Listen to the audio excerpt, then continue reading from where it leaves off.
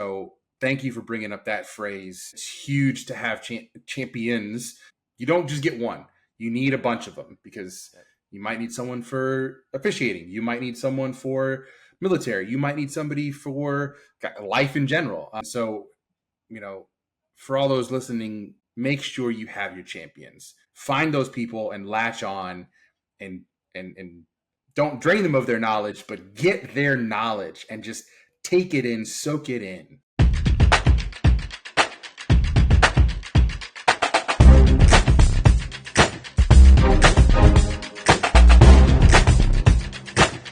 Welcome back to the Officiating Edge podcast. I'm here with Grant Vermeer, and we are going to talk leadership and officiating, and we're just going to have a blast. So I hope you enjoyed this episode. So Grant, thank you for coming on the show, and I'm happy to have you on. Yeah, man, absolutely. Hey, officiating and leadership, my two favorite topics. So we'll be good to go. Absolutely. So I know that you were a naval officer, and you played basketball while you were at the Naval Academy. So if you wouldn't mind just kind of giving me a rundown of, one, what the Naval Academy is like and what sports did for you to shape you into the leader that you are now. Yeah, absolutely. I'll start by saying sports is the reason I ended up at the Naval Academy. So I can attribute so much of my personal development and leadership development and professional development to the game of basketball, because basketball quite literally landed me at the Naval Academy, which was the biggest blessing in my entire life. When I was growing up, I never had a dream of being in the military. I grew up in Northern California, not much of a military presence. I had no idea what the service academies were.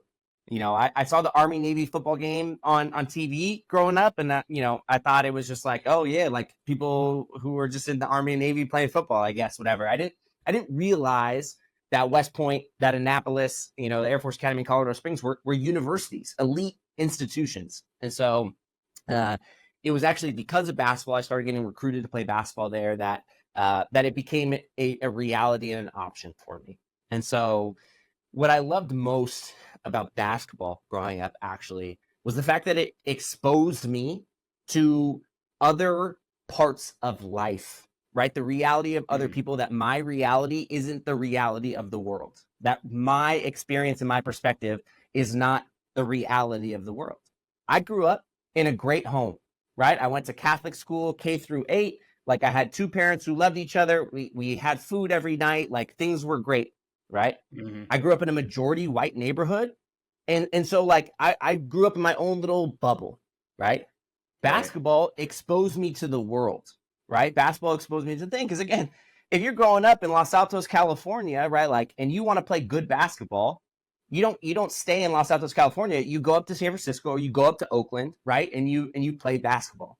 And so, I really made, one, incredible friends, and two, it opened up my eyes to the fact that my experience is not the reality of the world, right? And I think that was my first introduction to, true humility, which is like not thinking of, again, I when I use the word humility, I talk not like, there's a quote by C.S. Lewis, right? He says, humility is not thinking less of yourself, it's thinking of yourself less.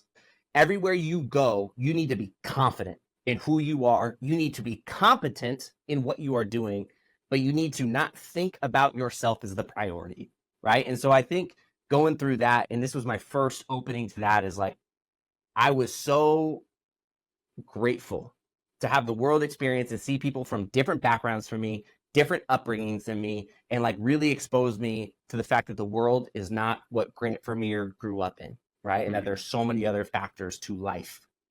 And so that was, I think, my number one lesson through basketball is the amount of amazing friends, teammates, competitors that I grew up with who taught me life lessons just by being out there, talking with them, working with them, and like going through it, right? Like, for that, I will forever be grateful to the game of basketball. And so that's my number one thing. And then on top of that, it led me to the Naval Academy, right? Which it's in my opinion is truly just a generational changing opportunity. Like, it is an incredible life opportunity to attend a service academy. And so, man, I was just grateful, for the game of basketball, which got me to that point. Yeah, that's awesome. I think, I didn't know exactly where you grew up playing basketball, but I think you're so right that when people grow up in different walks of life, sometimes they don't get the opportunity to see everything else. And that includes growing up in not so fortunate places, right? You Sure. grow up in a not so fortunate place, you might not have sports to give you that, or sports might be the only thing that gets you out of that. And so I think Yep. it's important for everybody to understand that sports literally changes lives. And I mean, you're a prime example too. You just said it. You said you grew up in your own little bubble, and basketball opened the world, and it brought you to the academy.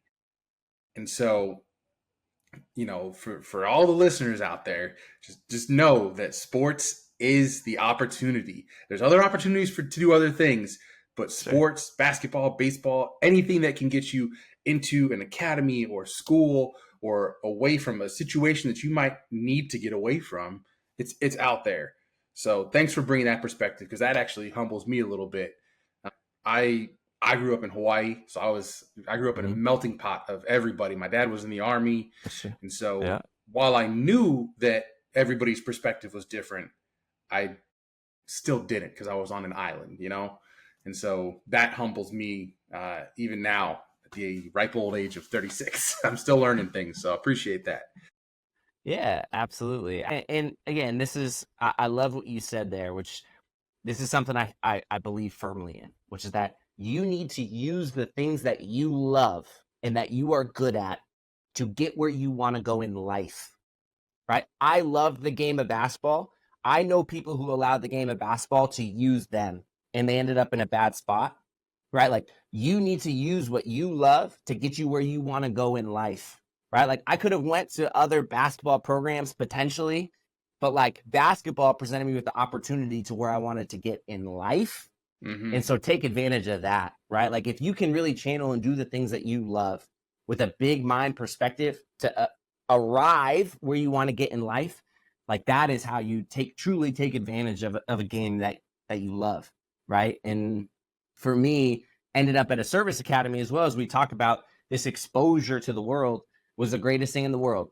Kind of back to your earlier question about what even is the Naval Academy. The Naval Academy is a 4-year institution that's funded by the Department of Defense. At the end of your 4 years, you will go and you will serve a 5-year contract in either the Navy or the Marine Corps as an officer in the Navy or the Marine Corps.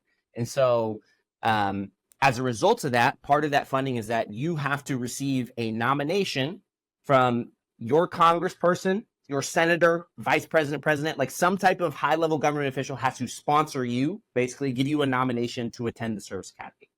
As a result, you get people from all 51 states who are going to the Naval Academy. So in a class of 1,200 kids, there are going to be people from every single state in the entire country. A couple of international midshipmen as well, and from our territories, Guam, all these places. You get some people who will come and be students at the Naval Academy, right? So if you talk about not only growing up and having exposure through sports to people from different backgrounds, but still, like, again, for me, it was still people from Northern California. Then going to the Naval Academy or the military in general, I truly believe, like, I'm very pro military from this perspective, Hmm. is it will get you exposure to young men and women from every single corner of our nation, right? And you will truly get to know other people, get to learn about their life experience, and get a sense of what makes America, right? And so, to me, that was great. I had two roommates, one from Alabama, one from Georgia. Like I had some real Southern boys like up there, my roommates, right? And I'm the little California like flip flop wearing kid who showed up, right? And so, uh, it really gave me an exposure again to more backgrounds, more ways of life, different just perspectives and opinions about things that allowed me to really form my own thoughts and perspectives and opinions on a lot of things that are going on in the world. That last phrase, forming your own thoughts and opinions. I think, ooh, I could go on for hours about that, and I'm not going to, because I have right now, especially with the climate of today's world, I have a lot of Sure. thoughts and opinions that that involve that particular phrase. All right, so you get nominated. You're with all these Mm-hmm. people from all over. Do they only take 51 like people every year, or is there like two from So each the state, or? Yeah, so it'll depend, right? It's kind of similar almost to voting, which is that highly populated areas will get a little bit larger of a nomination pool just because we have more representation in government, right? more senators, more congresswomen from all of our districts. And so, you may get a couple kids from Alaska and you may have 200 kids from California, right? But also 200 from Texas, 200 from Florida. You may have 4 or 5 from North Dakota, right? It's kind of how it'll generally end up. The overarching class, like the class that just checked in, the Naval Academy class of 2028, who's going through their plebe summer right now, 1,187 kids showed up. So just under 1,200. The goal is really to graduate, somewhere over 1,000, right? You hope over time, because again, the Naval Academy is tough. It's a tough lifestyle. The mission is not to get kids to quit, but like it puts people through the ringer, right? And so as a result, there's a little room for people to kind of make a decision to leave, and you generally graduate somewhere between like 1,050 to 1,100 people per class normally commissioned into the Marine Corps or the Navy. Okay, so you get 1,000 people who graduate, and they go Yep. Navy or they go Marine Corps, and then those 4 years, it's not just about military, right? Like it's a school. Like you are getting a degree, and I think that's what people don't understand is that. Well, I think they also don't understand the difference between enlisted and officer, right? So Sure. you went officer. I was enlisted. I was enlisted Marine Corps. I was in the Marine band. So I did 4 years. I did not do 4 years in a school. I did 3 months, and then I was enlisted for 4 years and got out. So I didn't have that extra 5 years. But the you go officer, you go Marine Corps or Navy, but you get a degree. And I think that's the big part because it's paid for, right? It's paid for by the Department of Defense. Completely. So again, we talk about this. The United States Naval Academy continually in Forbes, which again, just this last year got ranked the #1 public institution in the United States of America. Right. This is an elite academic institution. Every person who graduates with a Bachelor's of Science degree. Even if you're like an English major, you still graduate with a Bachelor's of Science. You're going to have to take chemistry. You're going to have to take biology. You're going to have to take thermodynamics. Like you have to take a certain level of STEM, right? Science, technology, engineering, math courses in order to graduate with a Bachelor's of Science degree. It's completely free. So your 4 years, you do not pay tuition. You do not pay room and board. You do not pay for food, right? Like that is all provided by the United States government. You go completely free. And not only do you go completely free, but you are technically active duty military. And so you are actually receiving a pay stipend. So this rank midshipman, this term midshipman is the name for a student at the Naval Academy. And it's more than just a name. It's an actual military rank. And so you make a certain amount of money every year. Now, as it works out, there's a lot of stuff going on behind the scenes. All the uniform items that are issued to you, all the books that are issued to you, you're paying for them, right? So you don't actually see like a lot of the money because you're paying back a lot of the loans that they gave you to kind of get issued all this stuff. But you're still like you're still getting a monthly paycheck, right? Again, your freshman year it's like $100, right? But by the time you're a senior, it's like $750, $800 a month, right? Because you've paid back a lot of the stuff already.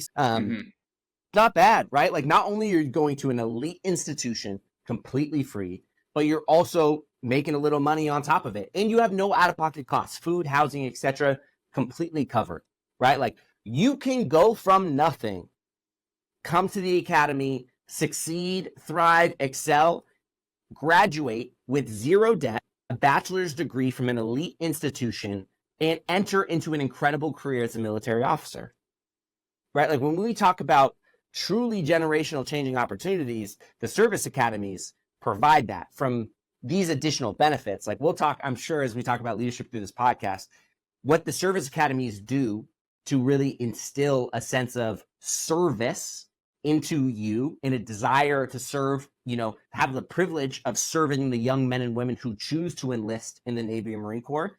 Like that's the true beauty of the service academies. but I think highlighting the additional benefits of the opportunity really attract individuals to learn about that why, right? To learn about choosing service as a core component and a core value of who you are, and really develop you to get you ready for when the moment you graduate, to be excited about the true privilege of being a Navy and Marine Corps officer and going out and doing great things around the world, right? And so I just think the service academies are an incredible opportunity for all of those things.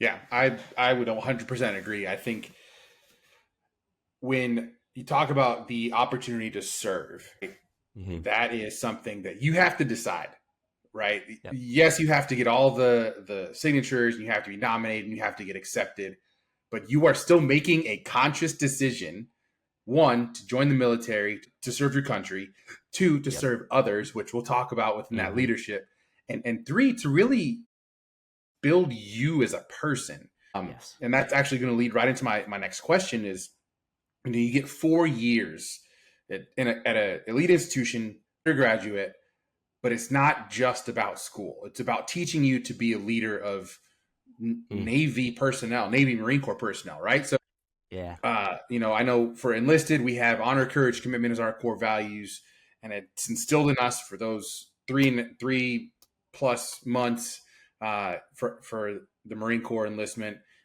boot camp. Kind of talk about starting as a freshman, I guess it's your plebe, and then becoming a midshipman and freshman, sophomore, junior, senior year, and what that looks like, just developing people, developing leaders before you ship out to your first duty station. The mission of the Naval Academy is development. Quite literally, the mission of the Naval Academy is to develop midshipmen morally, mentally, and physically.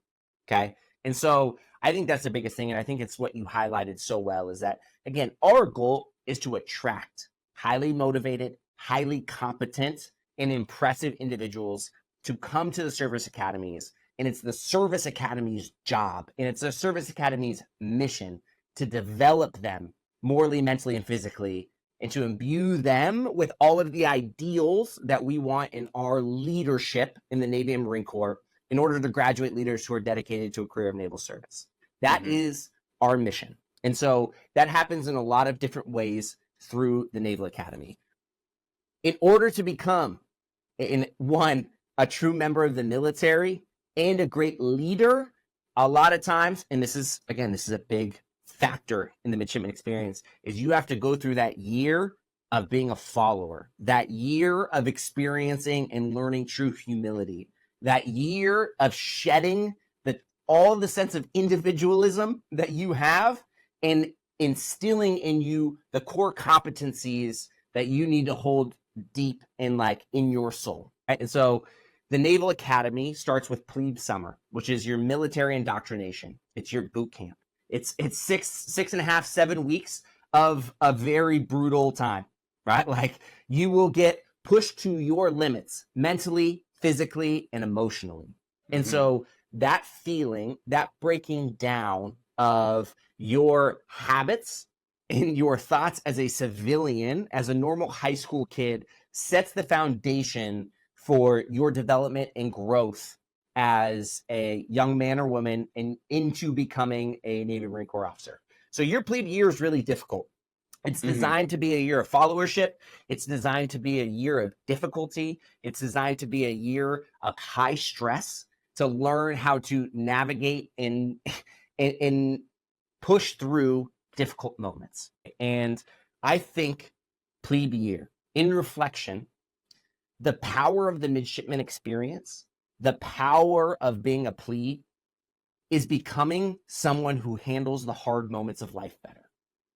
The Naval Academy experience will take you away from this hoping and desiring things just get easier. I don't know if you've seen this speech from Kara Lawson, the Duke women's head basketball coach. She's incredible.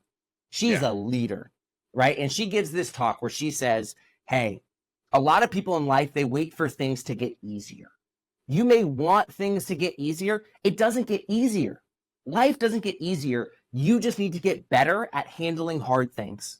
You need to get better at doing the hard things in life. And the service academies, and specifically Plebe really set that foundation, right? It's an awakening and a building of that baseline block that, hey, life's not going to get easier. I just need to get stronger, and I need to get better at handling the hard aspects of life. Right. And so that is Plebe, right? And then, through your junior, sophomore, junior, senior year, there's a lot more ability to lead. There's a lot more ability to kind of learn management techniques, etc. But I think the number one thing that separates the Naval Academy from any other experience you could have is the density of just incredible leaders that are on campus, right? When you go to the Naval Academy, there is a senior enlisted leader and there is a company officer. You're going to have an O3 and like an E7 or E8 with you in your company, living directly assigned to you to teach, coach, and mentor you. Okay. There's going to be a battalion officer. So there's 6 battalions. There's going to be a battalion officer with every battalion who's an O5 or an 06, right? You're going to have the commandant and midshipman who's an 06, the superintendent who's, quite literally he's a vice admiral, right? He's a 3-star. Yeah. You're going to have a immense amount of staff, from instructors to people who are just, teaching on campus or a part of, the leadership development program of the academy, who are senior military officers. What makes the Naval Academy so darn special is you have access. Because, John, do you ever have when you're enlisted, or even as a young JO, as an ensign or JG in the fleet, you ever get the opportunity to talk to an 06 and just sit and talk with them? Maybe once, but it was a guided discussion by somebody who set it up for, maybe a 2 or 3 minute session, but honestly, not just randomly or not just organically. Right. And so this is the power of the Naval Academy. This is the power of the Service Academy, in my opinion, is you will have direct access to be mentored. Right. This is not to have them be your boss, but to be mentored, to be taught, coached, and mentored by incredible Navy and Marine Corps leaders who have a career of experience in leading in the military. Right. As you're going through these difficult moments in life, as you're getting beat down, as you're trying to develop and learn and navigate these complex emotions, these really difficult human dynamic situations of peer leadership, as you're trying to do things within the brigade of midshipmen, you can go to that 04, you can go to that Marine Corps major, you can go to that 05 and be like, hey, sir, ma'am, this is what's going on, right? What do you think? And they're gonna help you, they're gonna teach you, they're gonna coach you, and they're gonna mentor you through these situations, right? The direct access you have to senior leaders is incredible. And not only senior officers, but senior enlisted leaders, right? I learned about the importance of having an incredible relationship with your senior enlisted advisor, your senior enlisted leader, through the academy, right? I built such great relationships with all gunnery sergeants, with all the Navy chiefs, right, at the academy, and let them talk to me and teach me and be like, hey, sir, what will set you apart in the fleet is the humility to build an incredible relationship with your chief, with your gunnery sergeant, right? And run that unit as a team, right? Lean on your chief. That's someone who has 17 to 20 years of experience in the Navy or the Marine Corps, who are there to watch your back, right? Build that relationship with them. Be proactive and build that relationship with them, right? And so we can talk immense amounts about all the things that, the academy does with academic and educational curriculum, like the military training, etc. What really sets it apart and what really makes it such a special opportunity is the people. It's the people piece. It's the fact that you get to build these relationships with incredible people and have them be in your corner, right? And walk you through and help you navigate all the stuff that you're growing and learning and developing through, right? And so to me, that's what's incredible. And I think the takeaway from this for anyone who's, not everyone's going to the Naval Academy, right? But I think the important takeaway from this is build relationships with people. You need champions in your corner to get where you want to go in life, right? That's the reality of the world. You need people who are going to be there to not only help you and teach you, but to sponsor you, to advocate for you, to be there for you, right? And so that was the lesson I learned at the academy is, wow, my development really came from these relationships that I built with mentors. And like, how do I continue to find that and pour into these relationships to learn everything that I Yeah. can? Right. And I think that's what makes the service academy so darn special. Yeah, I think that's huge because that's not something that I think you would hear from ROTC program. Not to say that ROTC programs aren't good, because they still do the same thing. The biggest difference is you're not living and breathing the academy. You're not living and breathing military, right?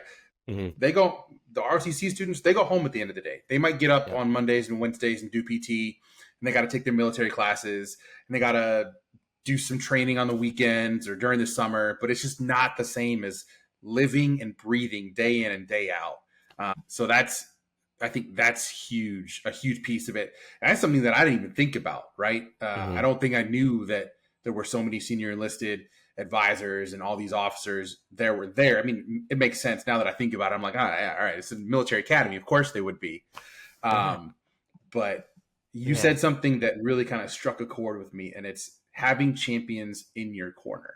As we talk about leadership, I don't wish that I had gone through the academy. I wouldn't change anything about my military service at all.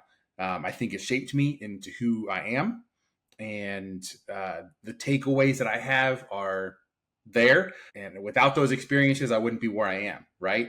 And so I did not have a true champion in my corner. Did I have one or two, sergeants or staff sergeants that like would advocate for me every once in a while? Sure. But didn't have that full, support going through my 4 years. And I think that's what ultimately hindered my progress as a leader. I was very lucky to join in 2006 and get out in 2010 as a sergeant. 4 years going from E2 to E5 is not bad. It's very quick. I think that it was a disservice to me.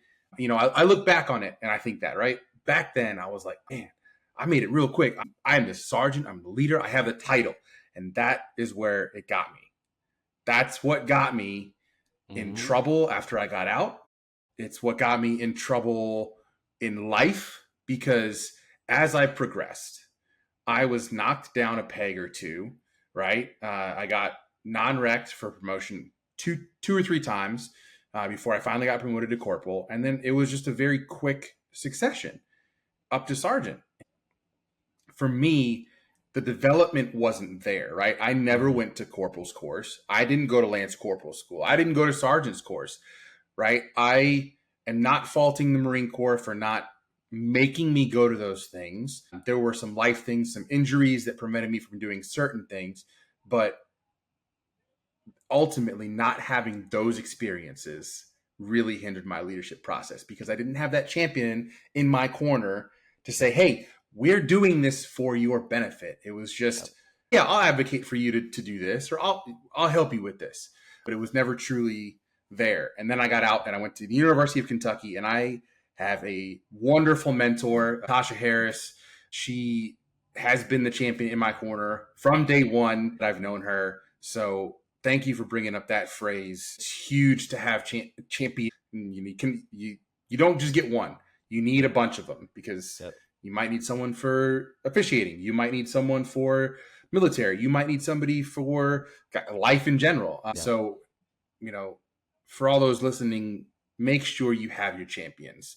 Find those people and latch on, and don't drain them of their knowledge, but get their knowledge and just take it in, soak it in. What I like to say is pour into those relationships, pour into those experiences, right? It's very easy to say, oh, well, I don't have that person in my life. It's so unfair. That person's benefiting because they just know that person. I hear you. So what are you going to do about it? Right? Like, exactly. What are you doing proactively? Like, create those relationships. I know it's hard. I know it may be uncomfortable to like reach out and practically do these things. And you're not going to mesh with every single person. Not every impressive person in the world are you going to see them and be like, I want to emulate them, or I get along with them. No, right? Like, it takes a lot of work. But I think the most important thing you can do is like pour into these relationships. It's be observant, find someone who you see and you're like, I want to emulate that person. Like that person resonates with me. I can see myself like them. Like that's someone who I want to be like. And then reach out, be proactive, try and establish those relationships and see if you mesh. Because the number one way that you can do that, again, in a lot of these incredible individuals who have achieved so much in their life, they want to help, right? They want to get back. Look, there's some people who are not great in the world who still achieve success. Absolutely. Then don't worry about them, right? But I think the more you come across it, those people have at their core are driven by service, right? And they'd love to be a part of it. And man, I'm telling you, the number one way to continue to like get to where you want to go is exactly what you said, which is just build those relationships, hang on to their coattails, like nurture and foster those relationships and learn from them, right? And they're going to be the ones that help you get to where you want to go.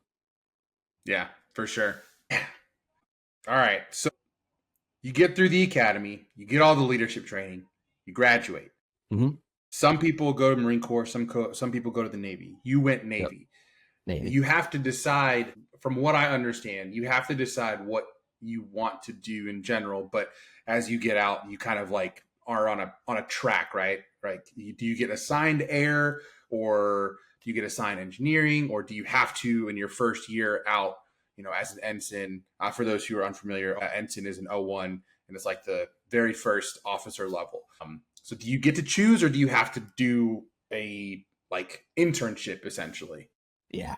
I'm going to take this opportunity to shamelessly plug my nonprofit that I run, just so we don't waste a ton of time. If you're actually interested in learning the answer to this question, check out this website that I have. It's called Academy Insider. So I run a nonprofit organization that's really designed as an educational platform to help give people an insight into what life at the Naval Academy is like, and kind of help provide that information to prospective high school students, to parents who may be interested in learning more about the Naval Academy experience and what it can lead to, right? And so I highly encourage you to check it out. I talk a lot about this, and the short answer is there's a thing called service selection. And so Okay. you put your preferences into what you want your designator to be. The term designator for an officer is basically the equivalent of your rating or your MOS as an enlisted individual, right? So this is your military specialty or occupation, is what we call a designator in the officer community. And so Okay. you would put in your preferences for what you want to be your designator. And so that's exactly when you'd be like, I want to be a Navy pilot. I'm putting Navy pilot first. I want to be a submariner or whatever. I want to be on a ship. I want to be a surface warfare officer. I want to be a Navy SEAL. I want to be a doctor. I want to be whatever it is. For me, I was a cyber operations major. I grew up. I was really interested in computers, cybersecurity, everything of the sort. So I was a cyber operations major at the academy, and ended up commissioning into the cryptologic warfare community. So I worked with all the CTs across the Navy, and had an incredible time. My job took me to Fort Meade, Maryland, which is where I was stationed, and ended up kind of supporting what we call the submarine direct support mission. So I would take a team of guys, and we would go and deploy on submarines all over the world, and it was a really cool opportunity. Awesome. Yeah, that's great. I will check out Academy Insider, and I will make sure that I also plug it. Hey, go check out Grant's little nonprofit. He's got an awesome nonprofit. It's called Academy Insider, and it helps everybody who's interested in joining the Navy or learning about the Academy. Yeah, absolutely. I love it. Thank you. Yeah, absolutely. I'm here for it. So you get out of the Navy, right? Now you've got a choice to make. Yep. And you decided to go into basketball officiating. So now we're going to switch a little bit into the basketball world. Yeah. Because you did 4 years, you get out, you go to Texas, now you're officiating. You found the community of Crown Refs, which shout out to Paul. He's doing an awesome job with everybody in that community, getting people connected. That's how we got connected. So your officiating journey and leadership, can you kind of connect how the Navy trained you to be a leader and how that very easily translates into being a quality official and just a good person on the court? Yeah. It's all about people, John. It's all about people. This is what I talk about so much time. You can learn management techniques. You can learn all these things. It sounds so simple, but it's like, just be a good dude, right? And part of my California side of me, I still use the word dude as a 30-year-old man, but Yeah.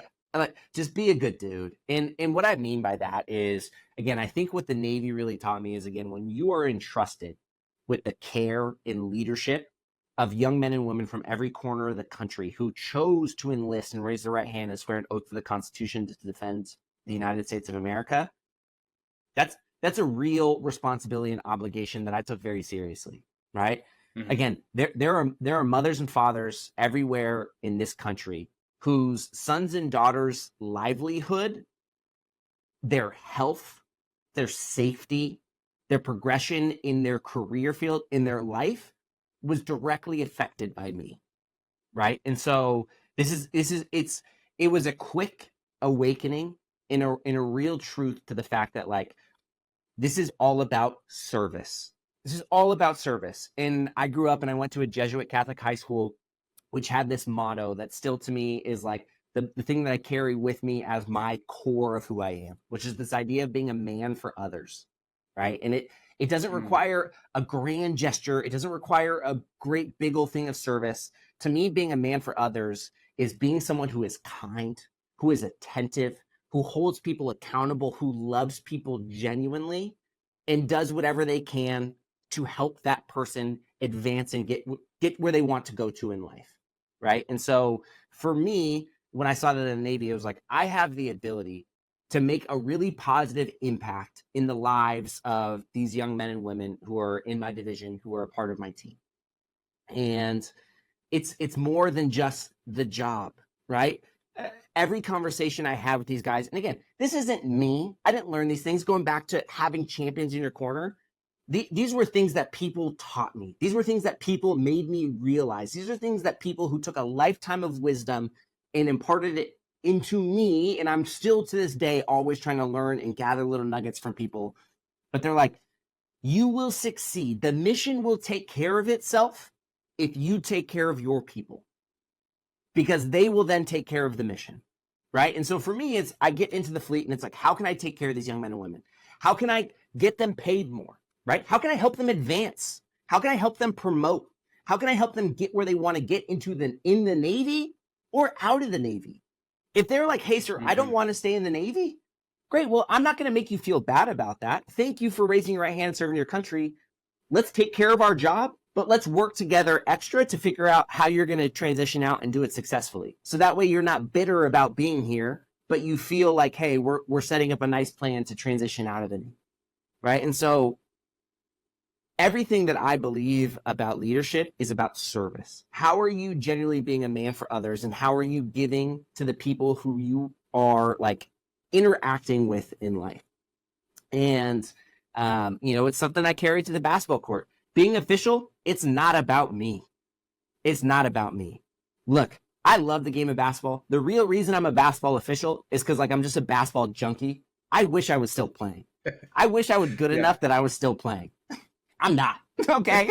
I capped out. I had a good career. I played 4 years of Division I basketball. What a dream, right? Like, I got to go and compete for the USA Armed Forces basketball team. I got to compete internationally in China. I had an incredible playing career. I loved it. It's not about me. It's about what everything about Crown Refs is all about. It's about serving the game. I love basketball. I'm a basketball junkie. So it's like, how can I stay involved with the game?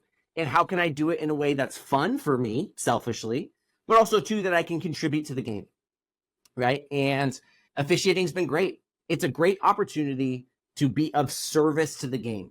And that's so hard as an official, because you have to deal with complex human dynamics. There are a lot of times where, like, you're like, oh my God, like, I dislike this person. And it could be very easy to, like, want to give up or, like, be spiteful to that person. But it's not about you. It's not about your emotions. It's about serving the game and making the game as great as it can be. Look, bad behavior, that goes against the rule book. If a coach is acting up, yeah, you look, I'm going to whack you. You know what I mean? Like that, it's a violation of the rules. It's just another foul. It's just another foul, and you have to manage and maintain the game. But again, having that ability to separate the emotion and the personal from like your desire to serve the game, that's what it's all about. And I've loved it, and that's why I'm so grateful for the Crown Refs community, because it's really helped me with that development and like mindset growth and getting to that point. And I just love it, man. Like basketball officiating has been awesome. It's so freaking fun, right? So fun. I love it. And again, it just fits into my thesis of what I truly believe in, which is just being a man for others, being of service, right? And it doesn't matter what your profession is, what your industry is. If you can just embrace that and again have the humility to realize that it's not about you and that you can make a positive impact on other people with simple actions of kindness, simple actions of love, simple actions of holding people accountable and teaching and coaching and mentoring and assisting. I mean, that's what it's about. That's what it's about. Yeah. And so, yeah, that's how I've kind of landed into really loving officiating. Yeah. Would you say that your time as a naval officer, being responsible for sailors' livelihoods and understanding that everybody has a different dynamic, right? Would you say that it's kind of not equitable, but similar to being on the court, right? As an officer, you have to decide whether or not the person that violated the rule of the Navy or didn't follow the rules of their job, and it wasn't a life-threatening or ship-threatening violation. However, it still needs to be addressed. Would you say that that is something that is probably directly translatable into officiating, where you're like, all right, coach, hey, I hear you, but if we keep going down this road, you're going to sink the ship, and we don't want that. 100%. Two factors I want to bring up. Preventative officiating, right? When we talk about exactly that is preventative officiating. How am I communicating to both players and coaches alike to prevent me from having to put a whistle on something? Like, again, I don't like it. I don't want to do it. I want the game to flow. I want the game to go. Same thing being a naval officer. I don't want to write up a counseling chit for you, dude. Like, I don't want to counsel you. This isn't fun for me. Like, you may think it is. I hate this, right? Like, I don't want to do it. And so it's like, but I will, for game management, for unit management, whatever it is. Like, again, there's a certain level of de-escalation, hopefully, but then handle with strength. When you have to, handle that sucker with strength, right? Like, again, important. Again, back to preventative officiating, right? Like, if there are a lot of things that are happening that like don't warrant a level, like how am I communicating with the players? Like, do I need to kind of bring out my command voice and like stop it in the moment? Like, hey, we're done, right? Like, or here, or is it like, all right, am I going in at the next dead ball and being like, hey guys, work with me here. Like, I want this game to flow. I want these things to do. Keep your hands off each other. When he's chasing you off the screen, get your hands off his jersey. I don't want to call it. I'll call it. I see it. Right? Like, how are we doing these things to prevent putting whistles on things? Right? So like to me, that was like the number one translation. And I think again that the handling with strength is also an important thing. The being in the Navy and being in a management and leadership position, I got a lot of life experience with having really difficult conversations, having conversations that are not fun to have. Right. And so I think that level of thing is it's invaluable because look, I don't like being a mean person. I don't know if you can tell by my demeanor in this thing. Like, I love being jolly, happy, and just like really positive. 100%. But like, there's a certain level where like, there's a line, and we're gonna handle with strength once it hits that line, right? Like, and that's and having that naval experience and having the ability again to have experience of having really uncomfortable conversations with people, really frank conversations with people, dude, life experience that I'm so grateful for and has been an incredible direct translation into the officiating world. Yeah, I'm glad that you said handling with strength, because I think it's important for people to understand that championing in corners also means having that person that's willing to have the hard conversations with you, right? Because if you have a corner And all your champions are, yay, good job. Hey, you're doing great. Fantastic. And nobody ever says, hey, what you're doing right this moment is unacceptable. And if you continue to do this, we're going to have to talk about it Yeah. more than we are right now. And I think, that is that strength that people don't quite get when they don't have the experiences that you've had, that I've had, that some people that aren't even in the military have had in just their where they are in life and in the U.S. But I'm glad that you Yeah. said, handling with strength, because it's important for people to know that it is okay to have that fun, jolly, happy-go-lucky personality, because I've got it too. Maybe not back when I was in the Marine Corps. I was like, it was that rank thing, right? I have the rank. I'm the leader. You're going to listen to me. But without having that champion in my corner saying knock it off, that's what I thought was acceptable, because that's what I grew up with. But Yeah. someone like you who can come in and say, hey, knock it off. Let's just play ball. Stop putting your elbow or your forearm and the knee in this guy's back and shoving him across the court. Let's play ball. Use basketball IQ. And sometimes, I had a recent camp where what was talked about was sometimes we have games where it's 10 whistles the entire game, and it's fine. And sometimes your game has 80 whistles. And sometimes those games need those whistles. And I think it's the same thing with life, right? Sometimes we have days or we have years where we don't have to worry about anything negative. But then we have those years where we have to get smacked around a little bit to be brought back. So I'm glad that you've had those experiences. I'm glad that people can hear those experiences. I'm glad that people have the opportunity to learn more about it. Once again, I'm gonna plug it this time. If you're interested in learning more about the Naval Academy experience, Academy Insider, Grant runs it. Make sure that you give it a listen. Mm-hmm. So, I think, Grant, we're kind of winding down our time a little bit. So I want to give you an opportunity to you say some final words or ask me any questions or anything like that. And then we'll kind of wrap it up and close it out. Yeah. First of all, I want to say thank you. Thank you for this opportunity. This is super fun. I love getting to talk about my Navy experience. I love getting to talk about officiating. And so I love what you're doing with this platform, and it means the world to have you invite me on here and get to share my experience. Like, I genuinely appreciate it. My final words would be this, which is going back to building those relationships and having champions in your corner.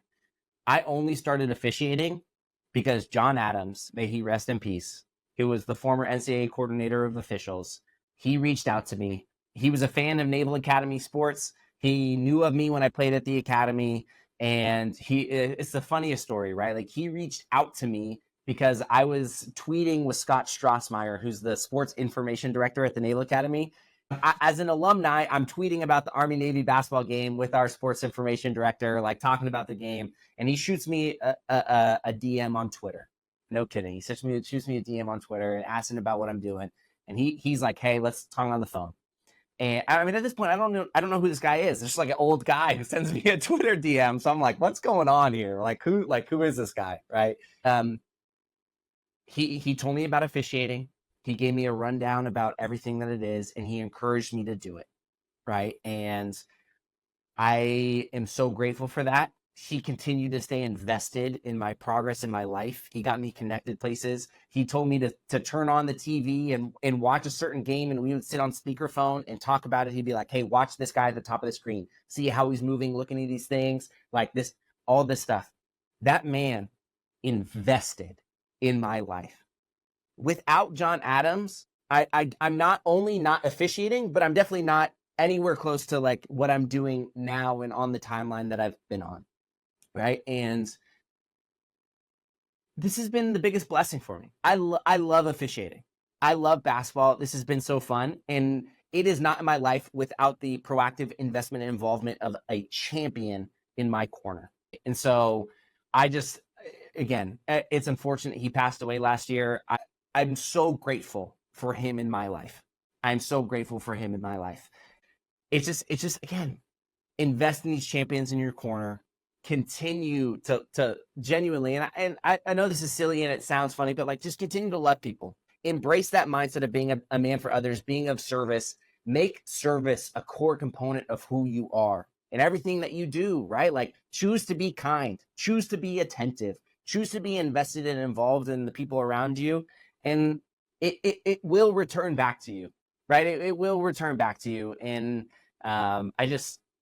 I want more players to get into the officiating world. I think it's the number one way to stay involved with the game and give back to the game that gave you so much, right? This is my big thing. It's like basketball has taken so many of us to like places in our lives where we could have never even imagined. So like, how are you going to give back to the game? If you want to get involved with coaching, that's awesome. For some people, it's just not feasible with their work schedules and their life. Officiating is another great avenue. Right? Like, what an incredible way to give back to the game of basketball than to take everything that people have invested into you and poured into you, into coaching you, giving you the opportunities to go and play and advance and do all these things, and now give back and contribute to the game. Get back and contribute to the game. Like, what an incredible thing to do. And so, you know, those are my final thoughts, man. Like, love people, be of service, enjoy what you're doing, use the stuff that you love to get you where you want to go in life, and find those champions in your life and invest in those relationships, right? And so I appreciate this opportunity to get on here and speak about it, to be able to give my kudos and thanks to John Adams and all the people that he's put me in touch with, and again, now all the champions in my corner in the officiating world as a result of his impact, right, that are still mentoring me today. It's incredible, man. I'm loving being a part of the officiating community. I'm loving building these relationships, you and me and everyone else in the Crown Refs community, with Paul leading the way. And man, I'm just grateful. Just grateful. That's awesome. Yeah. Well, thanks, Grant. Thank you, listeners, for listening to this episode of the Officiating Edge podcast. If you enjoyed it, go ahead and give a like, give a subscribe, and thank you again. Just like Grant said, we love you. We love all of you.